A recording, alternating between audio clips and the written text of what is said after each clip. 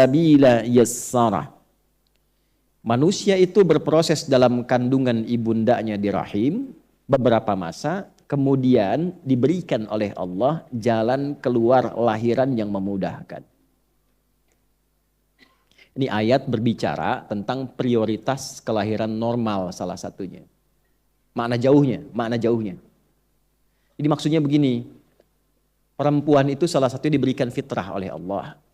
Ada rahim untuk mengandung, diberikan yang kokoh di dalamnya. Prosesnya disebutkan nanti di Quran surah ke-22. Di antara isyaratnya di ayat ke-5 Al-Hajj. Quran surah 22 ayat 5. Ya.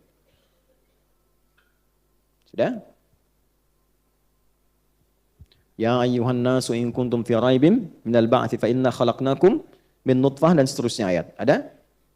Kemudian nanti ada lagi Quran surah 23 ayat 12 sampai 16. Proses dalam kandungan. Bahkan yang mohon maaf, yang berharap ingin dianugerahi keturunan pun ada juga petunjuknya. Dan ada fikihnya. Jadi kalau misalnya menikah, belum ada keturunan, itu dijelaskan hikmahnya oleh Allah. Dipelajari dulu. Pelajari sampai terasa kenikmatan hikmah itu. Setelah itu kemudian ada panduannya untuk memohon. Kalau sudah mencapai titik itu, kemudian kita bermohon, tunaikan sholat, ada ayatnya, ada bacaannya, maka Allah berikan anugerah yang bahkan menurut orang pun ada mengatakan mustahil, tapi tidak mustahil menurut Allah kalau kita ditakdirkan untuk mendapatkan maslahat dari itu. Misalnya Quran surah ketiga Ali Imran di ayat 38 sampai 39. Itu dibacakan dalam kesempatan sholat, di mihrab misalnya saat malam tahajud gitu ya. Kemudian nanti doanya bisa di surat Maryam surah 19 ayat 1 bisa sampai ayat 10-nya. Alhamdulillah. Lalu nanti amalan tambahannya dalam bentuk sedekah itu ada di Quran surah ke-21 Al-Anbiya. Ya. Di ayat 89 sampai 90-nya sampai wa aslahna lahu zaujah, sampai diperbaiki rahimnya, ditetapkan oleh Allah menjadi baik dan bisa mengandung. Ya kan?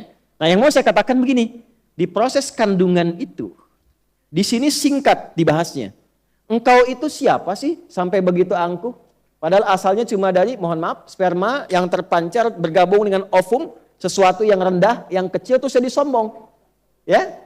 Tapi di situ Allah berikan rahmat. Allah berikan rahmat. Dari engkau yang terhina kecil, aku rawat. Qaddarah, aku berikan masa yang terawat di dalam rahim. Sampai diminta berpikir lagi. Coba saat engkau dikandung oleh ibundamu di rahimmu, siapa yang memberikan makanannya? Siapa yang mengatur jalan kotorannya keluar? Siapa yang memberikan oksigen masuk ke dalam dirimu? Yang memberikan nafas pada dirimu?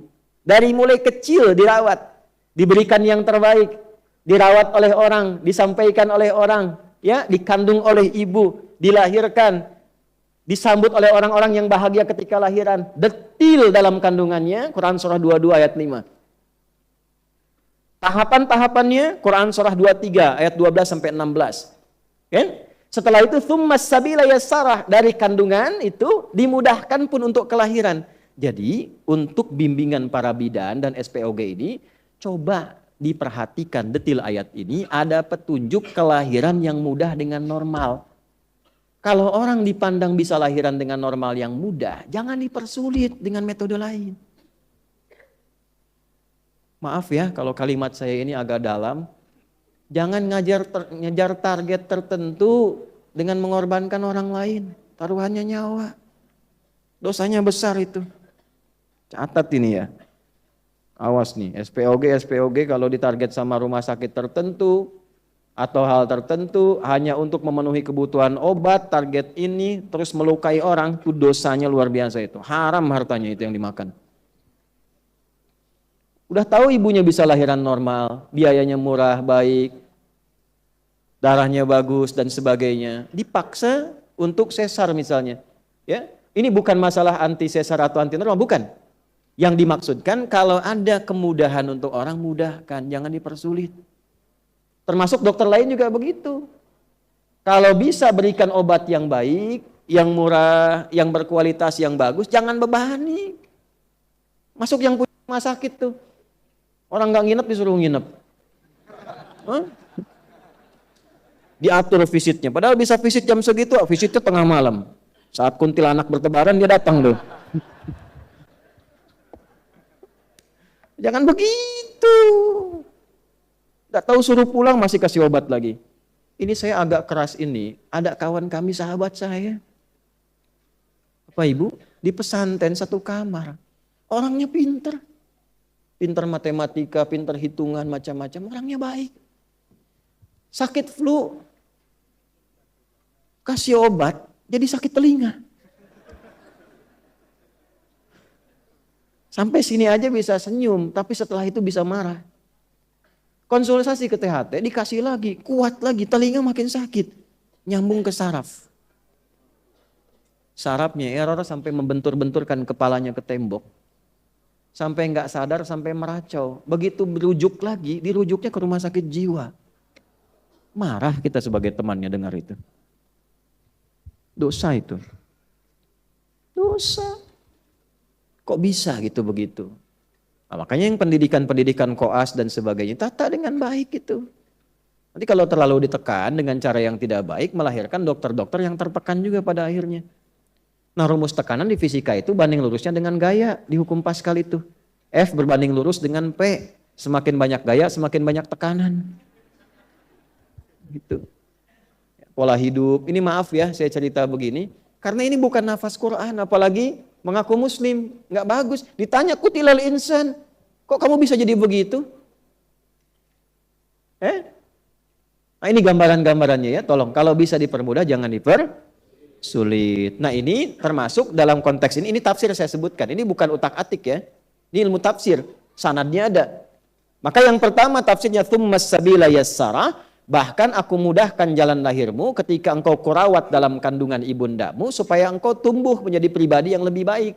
Kenapa kemudian setelah tumbuh jadi hebat, dapat sesuatu jadi angkuh? Ini tafsir yang tadi.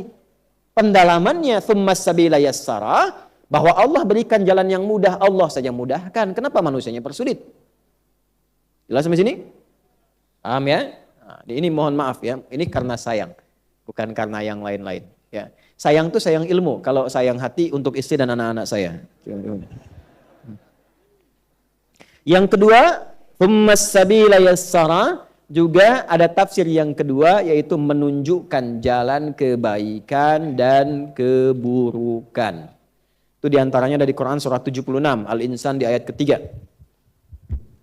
Quran surah ke-76 Al-Insan. Halaman berapa? 587 ya kalau nggak salah, sebelah kanan bawah. Ayat nomor 3.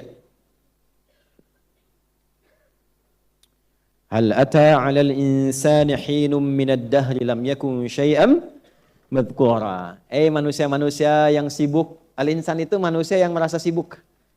Ya, kesibukan yang dijalani dari bangun tidur sampai tidur lagi itu insan.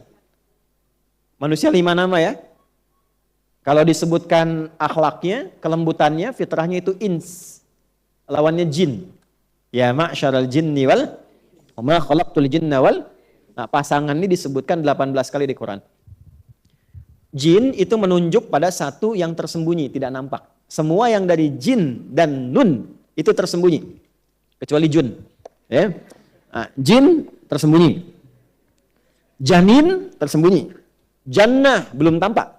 Semua yang dari jim dan nun itu tidak nampak. Jelas? Jin kenapa disebut jin? Karena fitrahnya tersembunyi. Jadi kalau ada jin melakukan penampakan, itu jin sedang punya masalah. Dia keluar dari fitrah. Ya? Apalagi manusia yang cari-cari penampakan, jin, itu error. Jangan dirujuk gitu. Ya. Karena jin yang nampak pun sudah bermasalah. Makanya orang-orang yang sering cari penampakan jin, pasti hidupnya penuh masalah itu. Fazaduhum rahaqa. Ya. Sebaliknya, tampak, kelihatan. Ini tampak. Ya, tampak wajah, pulang tampak punggung, itu ins. Makanya kalau ada manusia yang senang sembunyi, suami ibu masuk rumah sembunyi-sembunyi. Nah, itu sama dengan ibu yang bilang sendiri. Ya, sama dengan sedang punya masalah. Lihat teman di jauh dari gang, tiba-tiba sembunyi cari jalan lain. Itu sedang punya masalah. Suami